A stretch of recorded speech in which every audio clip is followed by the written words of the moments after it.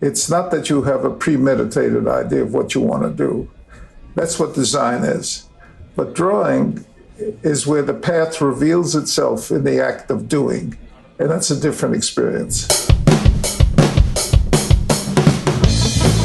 Recorded at the Kitchen Studios, this is the Pencil Pushers Podcast.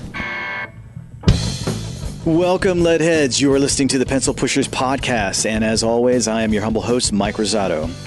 Well, what can I say? I am honored that I get to present to you my chat with inarguably one of the most important graphic designers and thinkers in history, the one and only Mr. Milton Glaser.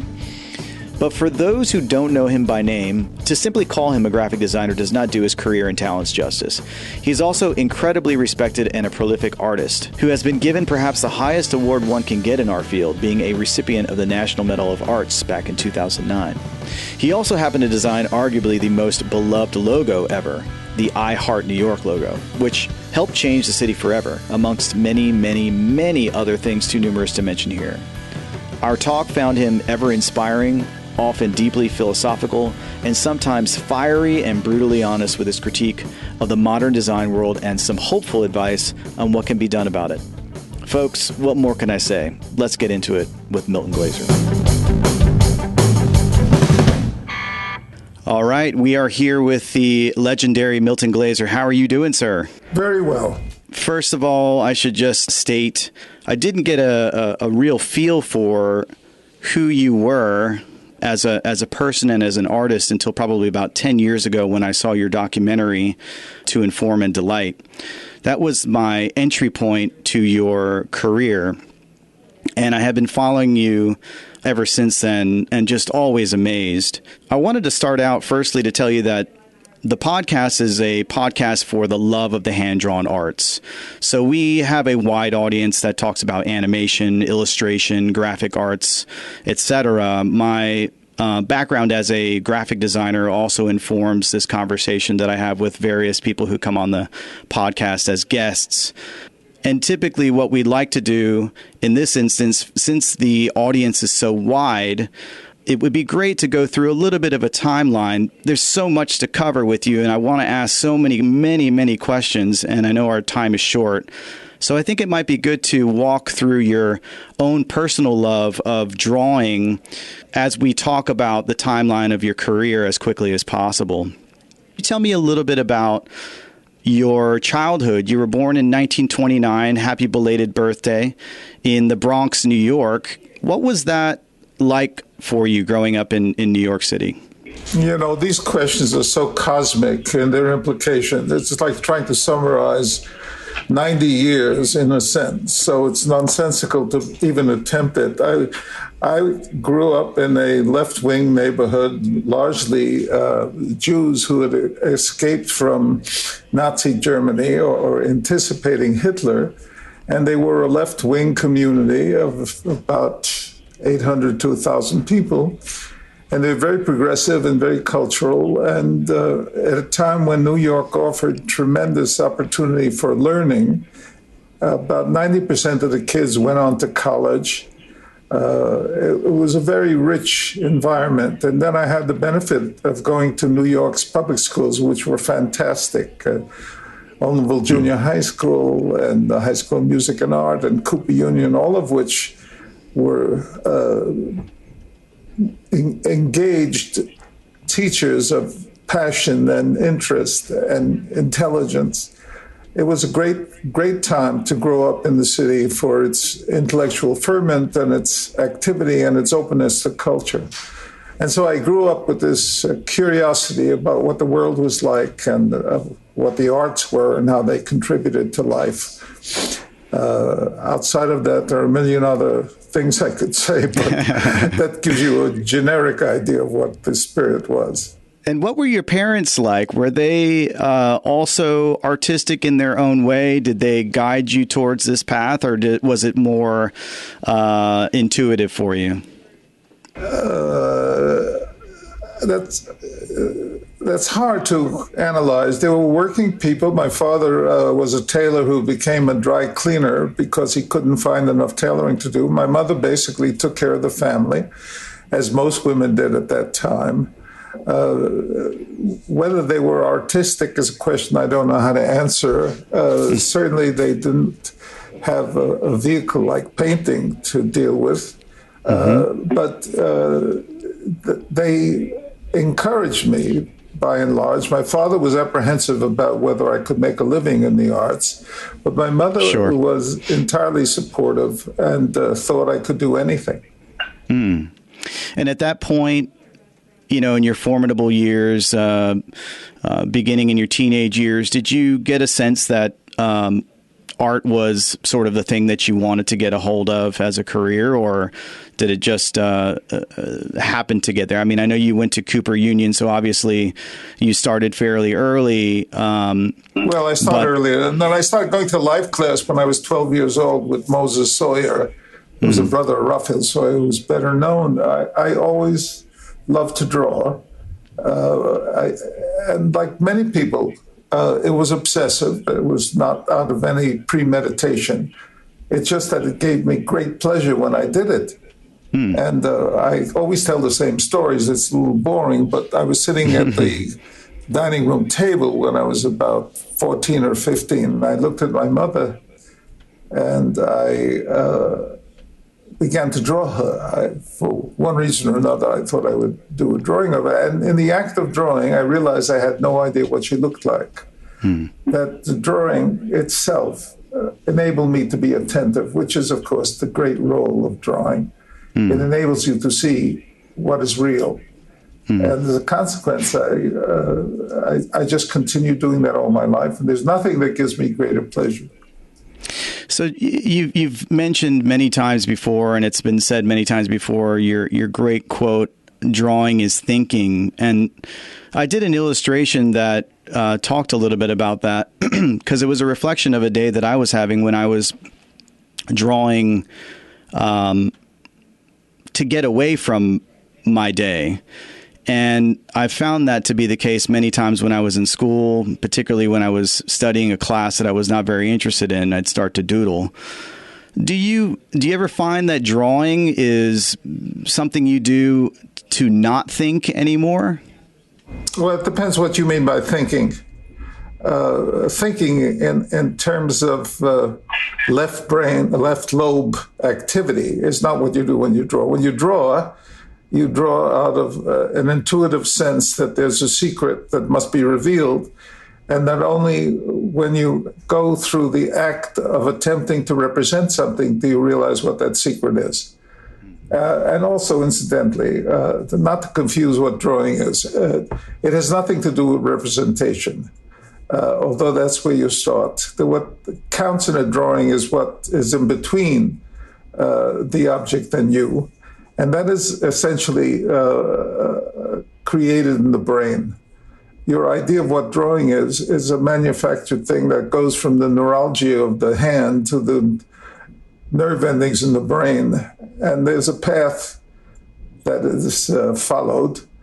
And you don't know what you're doing when you're drawing. I say that when you begin to work, it's not that you have a premeditated idea of what you want to do. That's what design is. Yeah. But drawing is where the path reveals itself in the act of doing. And that's a different experience. So your love of drawing was inherent, obviously, from the very beginning. And when you started to move away from Cooper Union, I know one of the first things you did was you had your Fulbright fellowship and you traveled to Italy. I'm assuming that was a completely new paradigm shift for you as an artist. Looking back at that now, how informative was that to you as you moved into the next part of your life, basically starting a career in the arts? Well, it was very informative because I realized that I knew nothing about the world. When I went to Italy, I saw architecture for the first time. I ate food for the first time. I became aware of social relationships for the first time. I realized that all my premeditations about life were untrue. I became very critical of the idea of preconceiving everything and realized that most of my brain is involved with bullshit. And so the thing that Italy does for you, it awakens you to other possibilities that you never dreamed of. It challenges all your assumptions, and that is what is most valuable about it. What you thought the world was suddenly changes, and you understand how synthetic that construction is. So you were there for a year, right? At least, yeah. Okay. And then I went back after we were married. Shirley and I lived in Rome for about the same length of time. Okay, right. So upon your return after 2 years, I know you participated in the founding of Pushpin Studios, which we can talk about in a second. But given your response there as to how it informed you as an artist moving in the world, when you came back to the United States, did you find that you were more cynical about the, I guess you could say, the sort of mendacity of what art was and how it was perceived through commercial art at all? Or did you see it as an opportunity to bring that sensibility from Italy? Because everybody confuses this, and it's nonsensical stupidity. Yeah. Commercial art, commerce and art are not reconcilable. Yeah. If you work for money, that's a business, and that's what designers do. If you work for the transformation of the species, then you're an artist. Art only occurs when it shifts your view of what life is. Art is not decorative, and it is not functional in the sense of selling products. So the attempt to reconcile the idea of making people buy something and the idea of producing something that changes their life experience are not the same. So I hate the attempt to confuse what art does and what commercial art does. Those two words cannot go together. Art is not about commerce. Yes, yes. So when you came back to the States and you started Pushpin Studio, what was the instigator to get you excited about being a part of that? Well, we loved to make things. We loved typography. We loved what we've been trained for, which is illustration and typography and the decorative arts and the communication arts. And so we happened to be a bunch of guys who had a lot in common. Most of us went to Cooper at the beginning. And we wanted to work collectively for some reason. I don't know why more artists don't do this, except that so much of art is competitive in a business sense that they don't feel they have something in common. Yeah. But when there's a community of artists, when they're united by a sense that they have something to do that's important, something else happens. And so we got together, we worked in the same room, and we criticized each other's work, and we liked each other. And as a result, we became a little collective, and then we added some people to it, and so on.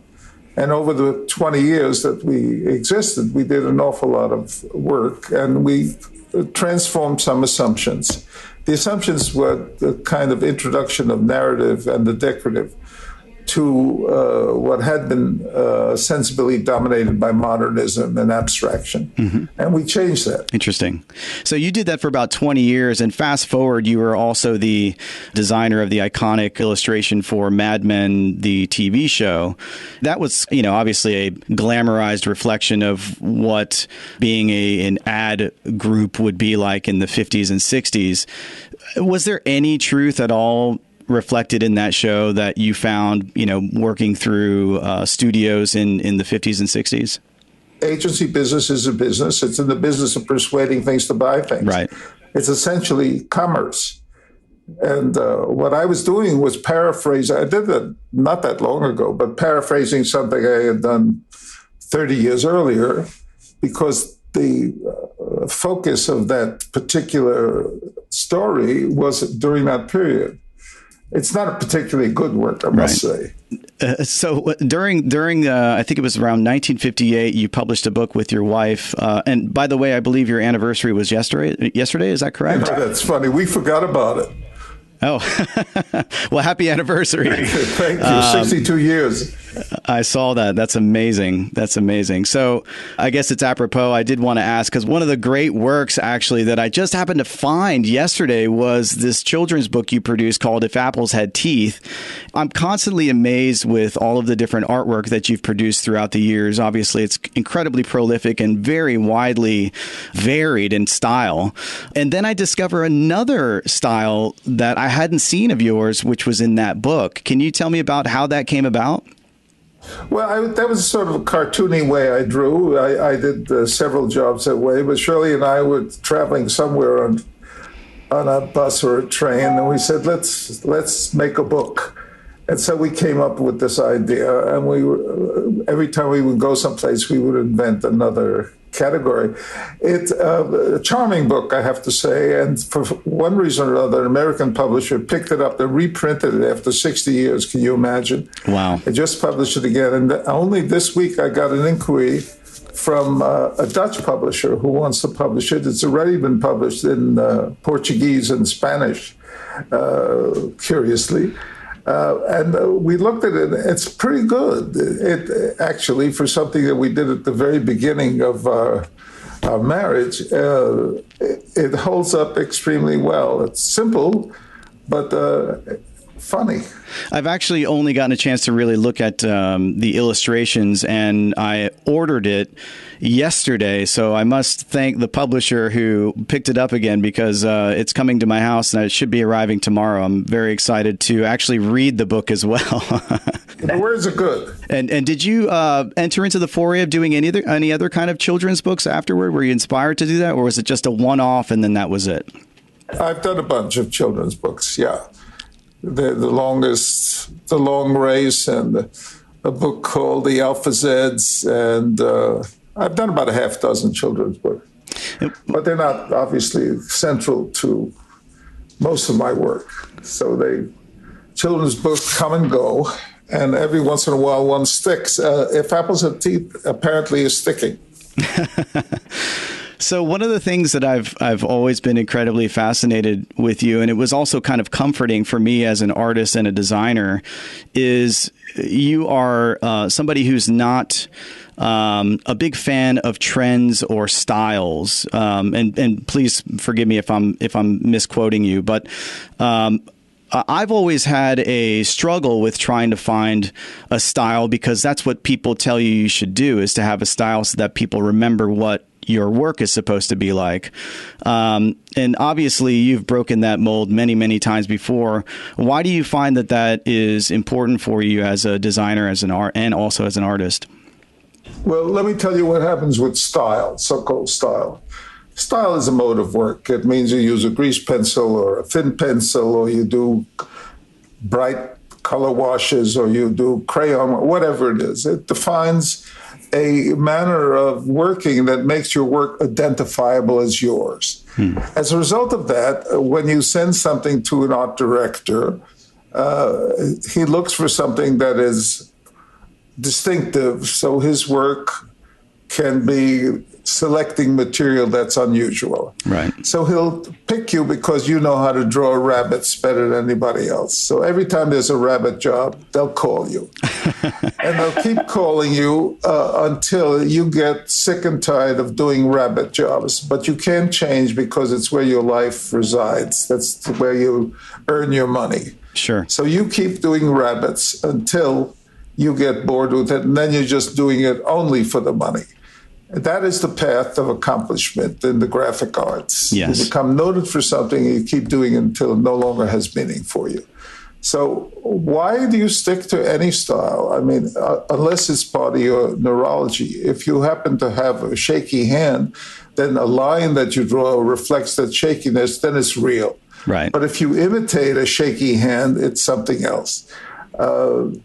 As a result, I felt that the entire history of art was my baby, that I could take anything from a Persian rug to a Chinese watercolor to an object done in Vienna at the turn of the century, and use it as a basis for observation and for understanding what form was. I don't understand anybody who is satisfied doing one thing over and over again, except every once in a while you find the thing that somebody does is so satisfying, it's okay that they do it over and over again. Yeah. But for my temperament, it was death to keep doing the same thing over.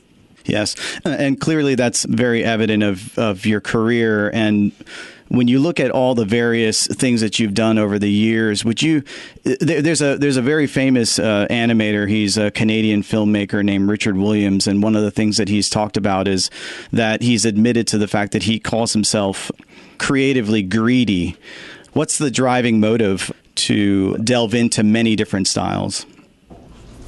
Someone once said, I quoted often, the mind is a very poor instrument for the examination of the self. Who the hell knows why anybody does anything? All I know is that I'm a curious person. Yeah. And that I like to learn things, and I like to see how far I can go. I always thought, illustration is a career of one kind, but it's not enough. I wanted to do typography and interiors and signs and fabrics and plates. Why not? I mean, all of that stuff basically is uncharted waters. And the most interesting thing about working is to make something that comes out of nothing, that you have an idea in your mind and suddenly it becomes a physical reality. How thrilling, how godlike. Yeah.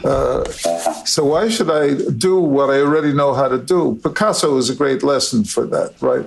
As soon as he mastered something, he abandoned it for good reason, because sometimes you have to abandon everything you know in order to find something that is fresh and new and exciting. One of your other very famous quotes that have been repeated over time is, it comes from the story of the art teacher who gave you the crayons and said, do good work. What does doing good work mean to you? How do you know when you've achieved that? No, you don't. You don't know if your work is going to survive or not. It's very funny. Some things enter into culture, the millions of things that are produced every day go down the drain of history. Every once in a while, something emerges and it has something in it that affects the brain of many people. I don't think you're capable of evaluating whether that's going to happen or not while you're doing it. And only history makes that determination. Only history makes the determination of who's an artist and who's not. Most people in the arts are not artists. They're basically self-anointed personality who want to be close to the arts. For various reasons of status or comfort, whatever the reason is. Whether somebody's an artist is only a determination of history, and what it means is that the work they did transformed our perception of what is real. You're such a quintessential artist, obviously. How did you get into branding? When did that become an opportunity for you to step into? What the hell is branding? The stupidest activity anybody could spend their time doing. It has been elevated to an important part of the design activity. Nonsensical. Yeah. It's only important because there's so much money involved in the corporations who want to see their activity identified. Branding is nothing. It's nonsense. It's crap. And all these big corporations spend their time branding studies, charging $300,000 for a trademark. Come on. It's crap. Yeah. So I want everybody to get off the idea of branding as a legitimate activity. It's a sideline, a small part of the design process, a trivial part of the design process, except for the money involved. Wow. That is amazing. Going back now to your poster designs, you've obviously done a tremendous amount of collection of work. And what was it that drew you towards poster designs in general? I don't think it was anything specific, except for the fact that it's one of the few times, when we get something large to work on that isn't this 8.5 by 11. And the other thing, that they're identifiable as being made by someone. Most of the work we do is anonymous, and it's sort of, every once in a while, illustrators sign their works, but all of the design professionals basically create anonymous work, and only their peers know that they've done it. So the two things, one is that the span of the size suddenly gives you something that people can see easily, and it is most close to painting in that regard, as an object to be viewed at a distance. And the other thing is that it's identifiable as your own. So you get whatever ego satisfactions there are in being in public life. Do you still feel satisfied working on poster designs now, or is it something that you've done in the past and you're okay with just having that be in the past? It's like everything else. I mean, if you're working on a poster design, it's no different than doing an interior or or an object or anything else. It's a great opportunity to do work, largely, again, because you can play with larger elements and more complexity. As I mentioned earlier, I'm a designer and an illustrator, but I also have a small brand company here. And just as a personal question, I tend to find myself getting a little inundated with many of the intricacies of running a business, and it reduces my ability to actually become or continue the design work or the artwork, the illustration work, because I have to deal with running a business. And when I see how much work you've done throughout the years, what is the means in which you can still be incredibly prolific, but still have a business that's able to make sure that everybody's salary's paid, et cetera, that you're still able to create rather than just run a business? What kind of advice could you give there to help with that? I don't know. I think it's entirely a personality issue and how you divide your time and how effective you are and how fast you are and how quickly you come to conclusions and how effective you are working with others. There are 1,000 factors. It's not simplistic. There's no formula for it. I've run offices that had 70 people in them. I didn't like to do that because it was too much management. But even when I was doing that, and even when I was running New York Magazine and having Pushpin at the same time and teaching and all that, there always was enough time for everything because, I don't know, I just adapted to the existing condition. Now I have one or two people helping me, and I don't have the stress of a payroll to deal with because that it becomes primary and it becomes a business.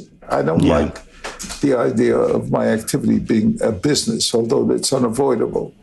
So you have to reconcile two conflicting issues. One is self-expression and artistry, and the other is business and money. Those are very difficult things to reconcile, and every solution is half-assed. But I can't tell you why I was able to be so productive, except it's always been easy for me to work. I mean, I love work. I don't consider work a series of issues to be overcome as much as it is to access what already exists in my brain. Yeah. What do you think of the advent of technology and how it's influenced the art world so far, when you've got digital tablets that you can use, drawing on iPads and Cintiqs and things like that? Are you inclined to utilize any of those at all, or do you stay with strictly canvas and artboards? Well, a combination of both. I didn't use a computer most until about 10 years ago. I have been very well skilled. I really understood how to draw and how to make things. And now I work with an associate, Ignacio, who's sitting here by me. We work together on things. I take advantage of the computer because I treat the computer as a production instrument, not as an alternative to generate ideas. The computer is, as I say, is an unwilling slave. What you have to be careful of is that the computer doesn't dominate your consciousness the way all technologies do. There's a difference between drawing with a pen and drawing with a pencil. Even though the difference seems trivial, it's totally different universe between that simple change. So you can imagine what the change of employing a computer can be. It transforms your expectation, and you eventually start doing what the computer wants you to do. Yes. So I'm very conscious of that, and we use the computer well, and in most cases, you use the computer for its strength and not for its ability to subvert your intention. I would say that almost everything I do, however, starts with a drawing. If I do a landscape, I start with a drawing and then put it in the computer and modify it and so on. So I think we found a way to use the computer and take advantage of its skills, repetition and overlapping and other things, where you can do things much faster. But you can't confuse the computer with work that you do with your hand and brain. Absolutely. What's the work that you're predominantly working on these days? I'm working on my last book. And we do a lot of work for a theatrical company, and then everything that sort of comes along. I don't take too much work, and I don't like to work with people I don't like. So I turn down a lot of work from people, and we try to keep the activity very small and focused. What's the book you're working on now, if you don't mind me asking? It's my last book on the connection between everything. It's showing that there are no unconnected events, and everything in the universe is part of a single experience. Wow. If you can figure out what that means, you're welcome to it. You know, you're so obviously incredibly celebrated, honored, and awarded, and in some ways, there's no doubt that you are a national treasure. I mean, if that being said, I would imagine that if you were a citizen of England, you'd probably be knighted by this point. But given all of that, there's a tremendous amount over all of the research that I've done and seeing many of your interviews and talks. There is a tremendous amount of humility that I find in not only your work and the type of work that you move towards, but my feeling is that there's a tremendous amount of compassion and a true sense of love of humanity. What is it that keeps you humble? And I know this might be a little bit more of a cosmic question, but I'm just curious what your thoughts might be. Well, I'm not humble. I'm not humble. I have my share of arrogance and aggressiveness. You can't survive without some kind of aggression. Yes. But I also am deeply concerned that the only way that we can survive is by respecting others. I try to keep a sense of balance in my life, try to keep an open mind, try not to get buried in belief. I'm very suspicious of firmly held beliefs and realize that everything is tentative and temporary and that we're only here for a short time and you might as well make it pleasant for everybody. Yes.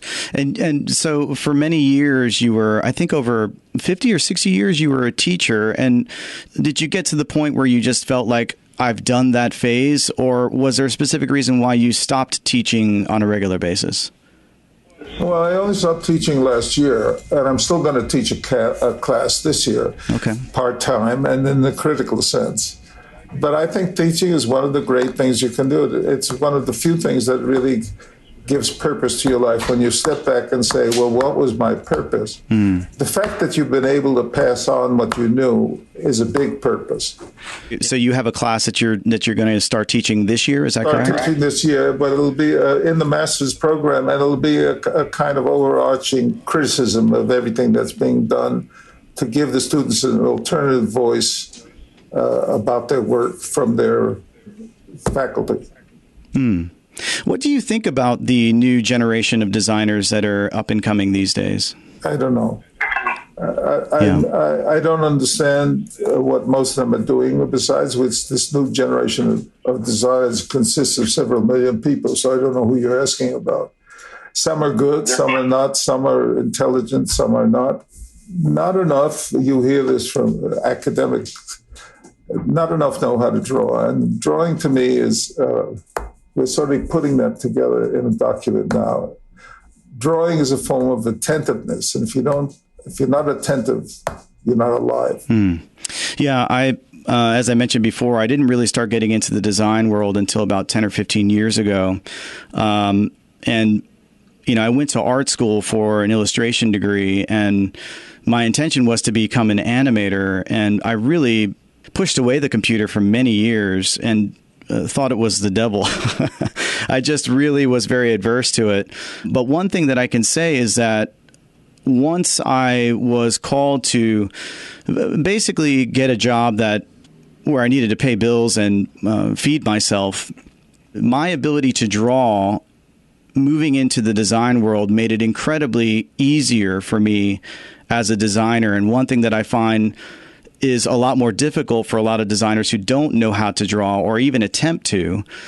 I think it's just incredibly difficult to convey thoughts and ideas and also be able to share that with the client, let alone just being in your own space, thinking about design and layout and et cetera. So I can't, I mean, I tell this to people all the time, how important it is for, even if you don't have to go to art school, but just try to draw as often as possible. All I know, if you can't create form, you have to find it. Yeah. And if you have to find it, it's accessible to everyone. So it's very hard to do work that is personal and distinctive by going to the same resources online and picking up stuff and making a collage. This is a collage sensibility we're living in, but part of it is because people can't make things. They can't draw, so they can't create form. And that's a tremendous limitation in a business that deals with form. So everybody has to determine. Also, when people say they draw, there's all kinds of drawing. There's rudimentary drawing where you can represent something, and then there's insightful drawing where something becomes larger than your intent. And also the generalities about it are very fuzzy. And you say, what about this new generation? Well, who are you talking about? There are a few good things, and as usual, and a lot of lousy stuff. The field is full of inferior producers that don't know enough about anything. It's not only they don't know how to draw, they don't know enough about typography. They don't know enough. The whole field knows virtually nothing about color.